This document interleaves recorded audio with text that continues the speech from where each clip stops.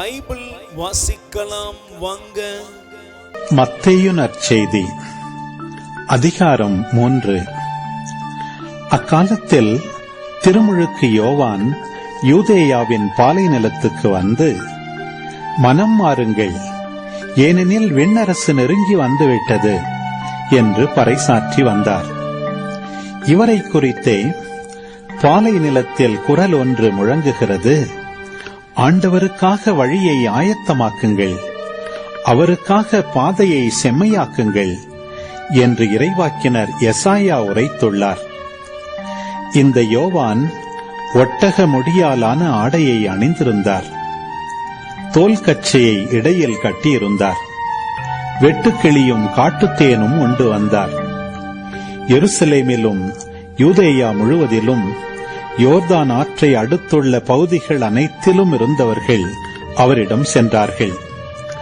அவர்கள் தங்கள் பாவங்களை அறிக்கையிட்டு யோர்தான் ஆற்றில் அவரிடம் திருமுழுக்கு பெற்று வந்தார்கள்.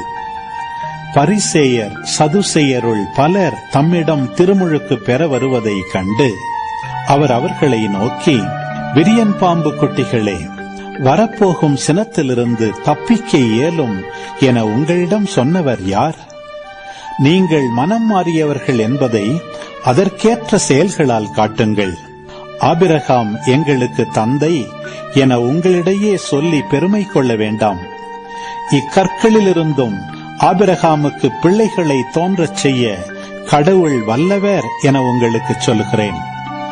ஏற்கனவே மரங்களின் வேரருகே கோடரி வைத்தாயிற்று.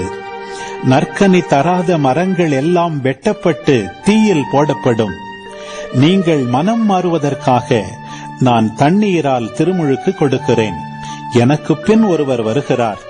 அவர் என்னை விட வலிமை மிக்கவர். அவருடைய மிதியடிகளை தூக்கிச் செல்ல கூட எனக்கு தகுதியில்லை.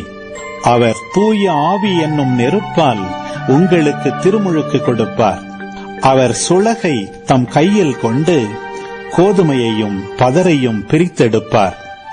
தம் கோதுமையை களஞ்சியத்தில் சேர்ப்பார், ஆனால் பதரை அணையா நெருப்பிலிட்டு சுட்டெரிப்பார் என்றார்.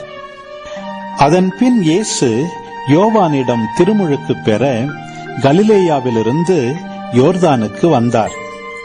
யோவான், நான் தான் உம்மிடம் திருமுழுக்கு பெற வேண்டியவன், நீரா என்னிடம் வருகிறீர் என்று கூறி தடுத்தார். இயேசு, இப்பொழுது விட்டுவிடும், கடவுளுக்கு ஏற்புடையவை அனைத்தையும் நாம் நிறைவேற்றுவதுதான் முறை என பதிலளித்தார். அதற்கு யோவானும் இணங்கினார். இயேசு திருமுழுக்கு பெற்றவுடனே தண்ணீரை விட்டு வெளியேறினார்.